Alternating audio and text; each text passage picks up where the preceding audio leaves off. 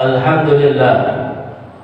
Alhamdulillahilladzi an'amana bi ni'matil iman. Asyhadu an la ilaha illallah wahdahu la syarika lah wa asyhadu anna sayyidana wa nabiyyana Muhammadan 'abduhu wa rasuluh nasirul haqqi wa qami'ud dughyan. Allahumma shalli wa sallim wa barik ala sayyidina Muhammad wa ala alihi wa sahbihi al-kiram. Amma ba'du fa ya ibadallah, usikum wa nafsi bi taqwallah wa ta'atihi la'allakum tuflihun. Wa qala Allah ta'ala fi kitabihil karim wa huwa asdaqul qailin, a'udzu billahi minasy syaithanir rajim. Ya ayyuhalladzina amanu taqullaha haqqa tuqatih wa la tamutunna illa wa antum muslimun. Shadaqallahul azim. Ma'asyiral muslimin rahimakumullah, sidang Jumat yang dimuliakan oleh Allah Subhanahu wa taala, setelah mengucapkan syukur alhamdulillah kehadirat Allah Subhanahu wa taala, dilanjutkan salawat dan salam untuk pemimpin besar kita yang dibesarkan oleh Yang Maha Besar, tiada lain baginda Nabi besar Muhammad sallallahu alaihi wasallam. Maka dari mimbar Jumat yang mulia ini kami berpesan dan berwasiat kepada hadirin, terutama sekali kepada diri kami selaku khatib, untuk senantiasa kita tingkatkan takwa kita kepada Allah Subhanahu wa taala dengan menjalankan segala perintah-perintahnya dan menjauhkan segala larangan-larangannya. Mudah-mudahan dengan demikian kita termasuk orang-orang yang beruntung baik di dunia maupun kelak di akhirat nanti. Amin ya rabbal alamin. Ma'asyiral muslimin rahimakumullah, sidang Jumat yang dimuliakan oleh Allah Subhanahu wa taala, hari ini bangsa Indonesia memperingati satu peristiwa yang sangat luar biasa. 28 Oktober, Hari Sumpah Pemuda, di mana saat itu para pemuda-pemuda Indonesia dari berbagai macam golongan, berbagai macam suku, berbagai macam agama yang Indonesia bersatu dalam rangka untuk memajukan negara kesatuan Republik Indonesia. Sebelumnya bulan Agustus, alhamdulillah, alhamdulillah, bangsa Indonesia pun telah merayakan hari ulang tahun kemerdekaan yang ke-77, tepatnya tanggal 17 Agustus 1945, merdeka daripada penjajah Belanda. Ma'asyiral muslimin rahimakumullah, sidang Jumat yang dimuliakan oleh Allah Subhanahu wa taala, orang-orang bijak mengatakan jas merah, jangan suka melupakan sejarah. Kita sebagai bangsa Indonesia jelas tidak akan lupa dengan sejarah bagaimana bahwasanya negara kesatuan Republik Indonesia pernah dijajah oleh mereka-mereka yang haus akan kekayaan bangsa Indonesia dan ingin menguasai negara kesatuan Republik Indonesia. Dan lebih kurang ajar lagi, mereka-mereka para penjajah mengatakan kepada bangsa kita dengan julukan Inlander. Apa itu Inlander? Mereka menjuluki para penjajah, mengatakan bangsa kita adalah Inlander, artinya bangsa kuli, sungguh biadab, sungguh kurang ajar. Tapi alhamdulillah, begitu Allah Ta'ala berikan satu kesempatan dan kenikmatan untuk bangsa Indonesia melebihi bangsa-bangsa lain, bahwasanya Indonesia bisa merdeka.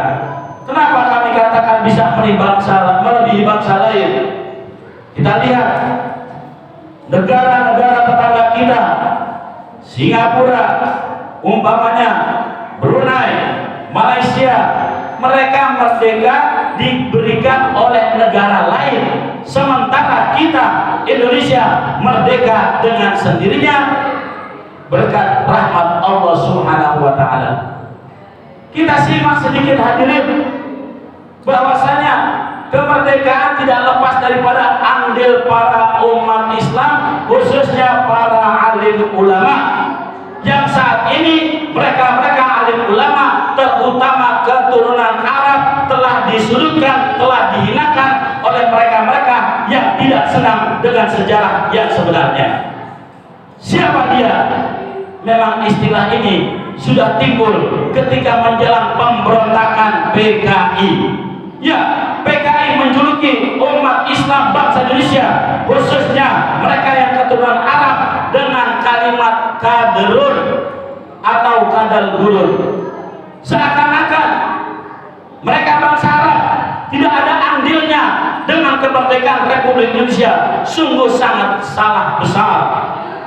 Kalau mereka tadi mengatakan jas merah jangan suka menghilangkan sejarah, maka kami umat Islam mempunyai tema jas hijau, jangan suka hilangkan jasa ulama. Ma'asyiral muslimin rahimakumullah, sidang Jumat yang dimuliakan oleh Allah Subhanahu wa taala. Kita simak sebagian kecil sejarah bagaimana andilnya umat Islam, khususnya mereka keturunan Arab. Kalau penjajah Belanda menjuluki kita bangsa Indonesia sebagai Inlander atau bangsa kuli, mereka keturunan Arab mengatakan kita adalah akhwal. Apa artinya akhwal? Saudara dari pihak ibu. Subhanallah hadirin, mereka menganggap kita saudara. Kenapa? Karena memang itu ajaran agama Islam yang dicontohkan oleh baginda Nabi Muhammad SAW. Kita simak bagaimana andilnya mereka umat Islam, khususnya yang berdarah keturunan Arab. Ketika ingin dibacakan teks proklamasi, tiba-tiba saja Presiden Soekarno jatuh sakit. Alhamdulillah, ada seorang pedagang saudagar Arab Indonesia yang bernama Syekh Farad bin Said bin Awad Martak, atau dikenal dengan Syekh Farad Martak, memberikan Presiden Soekarno madu dari Yaman. Alhamdulillah, berkat pertolongan Allah Ta'ala, 17 Agustus pagi Presiden Soekarno sembuh. Begitu sembuh, selesai sholat subuh, Presiden Soekarno berangkat kemana? Ke Kuitang. Bertemu siapa? Menemui Habib Ali bin Abdurrahman Al-Habsyi Kuitang, masyhur disebut dengan Habib Ali Kuitang. Untuk apa Presiden Soekarno menemui Habib Ali? Ternyata minta pengarahan. Ya Habib, kapan dibacakan teks proklamasi? Masukan dari Habib Ali Kuitang, bacakan hari ini jam 10 pagi 17 Agustus 1945 bertepatan dengan tanggal 9 Ramadan. Ya, proklamasi dibacakan bulan suci Ramadan. Di mana dibacakannya? Naskah proklamasi dibacakan oleh Presiden Soekarno dan wakilnya Bung Hatta di Jalan Pegangsaan Timur nomor 56 yang sekarang menjadi Jalan Proklamasi. Rumah siapa? Pegangsaan Timur nomor 56. Rumah asing, bukan, apalagi asing. Rumah tersebut bukan rumah asing maupun asing, ternyata rumah seorang muslim keturunan Arab, ya, rumah daripada Syekh Farad Martak yang saat ini sudah dihibahkan kepada pemerintah Indonesia untuk menjadi museum proklamasi. Ma'asyiral muslimin rahimakumullah, sidang Jumat yang dimuliakan oleh Allah Subhanahu wa taala. Siapa lagi contohnya? Mereka orang-orang Islam keturunan Arab yang telah berjasa kepada negara kesatuan Republik Indonesia. Kita mengetahui bahwasanya lagu himne syukur, Mars Hari Merdeka, himne pramuka yang sering kali dilantunkan oleh anak-anak sekolah dari mulai SD, SMP, SMA maupun mereka-mereka yang sedang ada acara kenegaraan. Mereka mengenalnya bahwasanya Mars Hari Merdeka penciptanya adalah H. Mutahar. Siapa H. Mutahar? Dia adalah Sayyid Muhammad Hussein bin Salim bin Ahmad Al-Mutahhar, atau yang lebih dikenal dengan nama Ha-Mutahhar. Beliau ini adalah orang Islam keturunan Arab, hadirin. Apakah kebisaannya hanya mencipta lagu? Tidak, hadirin. Ternyata beliau pernah berkarir di instansi pemerintahan, menguasai kurang lebih 6 bahasa secara aktif. Ingat hadirin, seseorang dikatakan pandai bukan menguasai pelajaran kimia, fisika, bukan hadirin. Seseorang dikatakan pandai semakin banyak bahasa asing yang dikuasai, menunjukkan dia semakin cerdas, dia semakin pandai. Dan Ha-Mutahhar pula pernah menjadi duta besar Republik Indonesia di Vatikan. Ma'asyiral muslimin rahimakumullah, sidang Jumat yang dimuliakan oleh Allah Subhanahu wa taala. Siapa lagi? Mereka orang Islam berdarah keturunan Arab yang berjasa kepada negara kesatuan Republik Indonesia. Kita sama-sama tahu hadirin, lambang negara kita adalah Garuda Pancasila. Siapa yang menciptakannya? Siapa yang membuatnya? Beliau adalah Syarif Abdul Hamid Al-Ghadri atau Sultan Hamid yang kedua. Adalah putra sulung daripada Sultan Pontianak yang ke-6, Sultan Syarif Muhammad bin Yusuf Al-Ghadri. Selama jabatannya sebagai Menteri Negara, beliau ditugaskan oleh Presiden Soekarno merancang dan merumuskan gambar lambang negara Garuda Pancasila. Kalau kita simak sedikit sejarah tadi, berapa banyak orang-orang Islam keturunan Arab, baik dari masyayikh maupun habaib, yang berjasa kepada negara kesatuan Republik Indonesia. Apa iya saat ini mereka para habaib, para masyayikh, para orang-orang Arab dituduh, difitnah, ingin memberontak kepada Republik Indonesia? Mustahil hadirin, tidak mungkin. Kalau bukan ini fitnah daripada mereka-mereka PKI. Ya, PKI kerjaannya adalah memutarbalikan fakta. PKI kerjaannya adalah berdusta, tukang bohong. Jadi kalau ada seseorang berbohong, yakin pasti di dalam tubuhnya mengalir darah PKI. Kenapa demikian? Selama Indonesia masih eksis, umat Islam masih kompak, terutama di bawah bimbingan para alim ulama, para masyayikh, para habaib. Selama itu pula PKI merasa terganjal, tidak akan berhasil niatnya untuk menjadikan Indonesia sebagai komunis. Mereka merasa terganjal adanya orang Islam. Mereka merasa risih dengan adanya orang-orang Arab yang membela agama Allah Ta'ala dan Rasulnya. Kenapa demikian? PKI sangat benci Arab. Kita lihat, kita umat Islam sebagai umat Nabi Muhammad SAW diperintahkan oleh Nabi Muhammad, bukan perintah habib, bukan perintah ustaz, bukan perintah kiai, bukan perintah ajengan, bukan perintah mu'alif, tapi perintah baginda Rasulullah SAW. Hubbul Arabi thalatha, cintai Arab karena 3. Ya, kita perintahkan untuk mencintai orang-orang Arab, mencintai Arab karena 3. Apa sebabnya?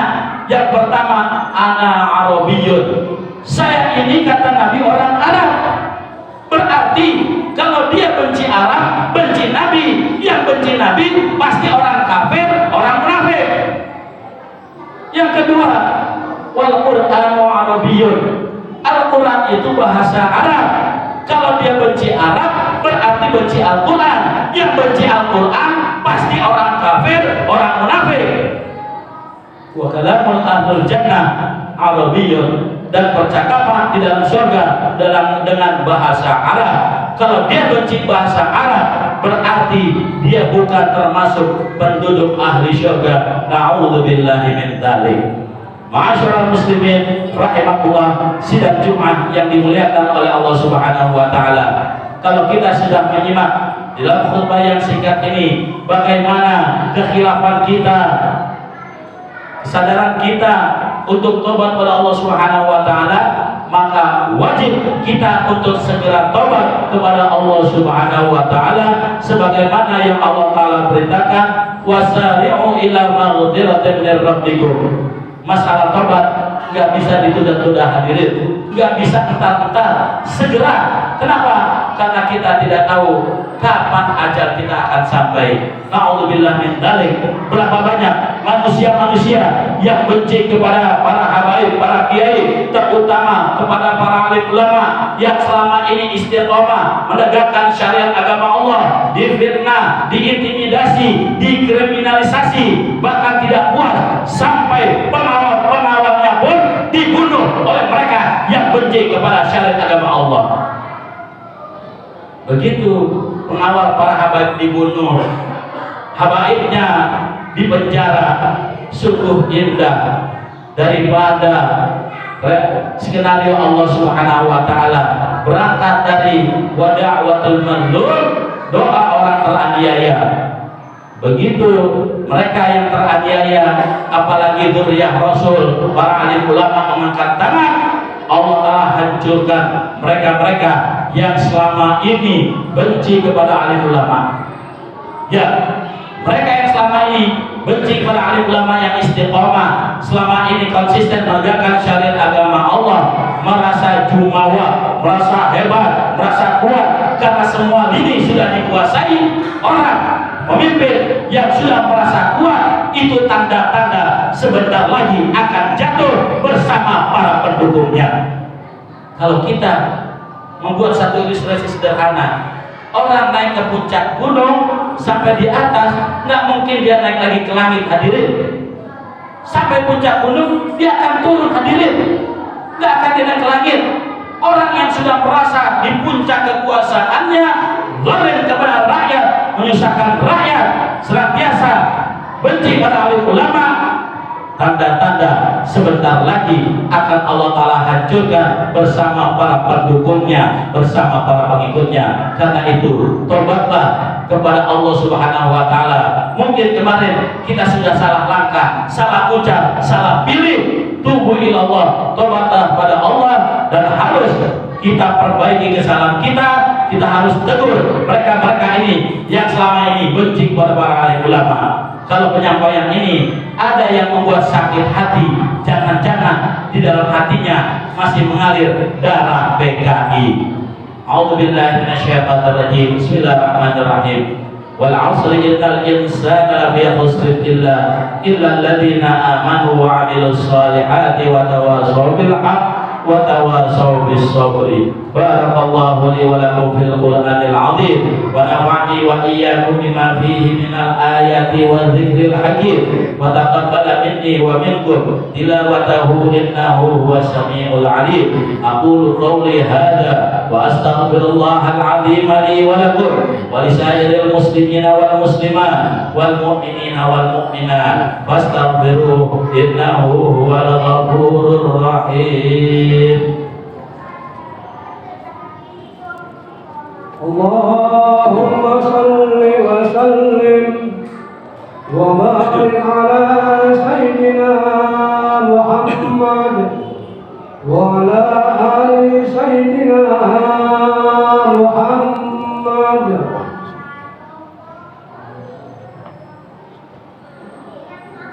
Alhamdulillah hamdan katsiran kama amar. وأشهد أن لا إله إلا الله وحده لا شريك له إرغاما لمن جحد به وكفر وأشهد أن سيدنا ونبينا محمدا عبده ورسوله سيد الخلائق والبشر. اللهم صل وسلم وبارك على سيدنا محمد وعلى آله وأصحابه مصابيح الغرار. عباد الله اتقوا الله تعالى من سماع اللغو وفضول الخبر وانتهوا عما نهاكم عنه وزجر واعلموا أن الله تعالى أمركم بأمر بدأ فيه بنفسه وثنى بملائكته المسبحة بقدسه وثلث بكم أيها المؤمنون من برية جنه وإنسه فقال تعالى مخبرا عليما إن الله وملائكته يصلون على النبي يا أيها الذين آمنوا صلوا عليه وسلموا تسليما اللهم صل وسلم على سيدنا محمد وعلى آله وأصحابه ذوي النهج الطويل وارض اللهم عن أربعة الخلفاء الراشدين أبي بكر وعمر وعثمان وعلي وعلى بقية الصحابة والتابعين وتابع التابعين ومن تبعهم بإحسان إلى يوم الدين وعلينا معهم برحمتك يا أرحم الراحمين اللهم اغفر وارحم المسلمين والمسلمات والمؤمنين والمؤمنات الأحياء منهم والأموات إنك سميع قريب مجيب الدعوات يا قاضي الحاجات اللهم أصلح من في صلاحه صلاح المسلمين وأهلك من في هلاكه صلاح المسلمين اللهم أعد الإسلام والمسلمين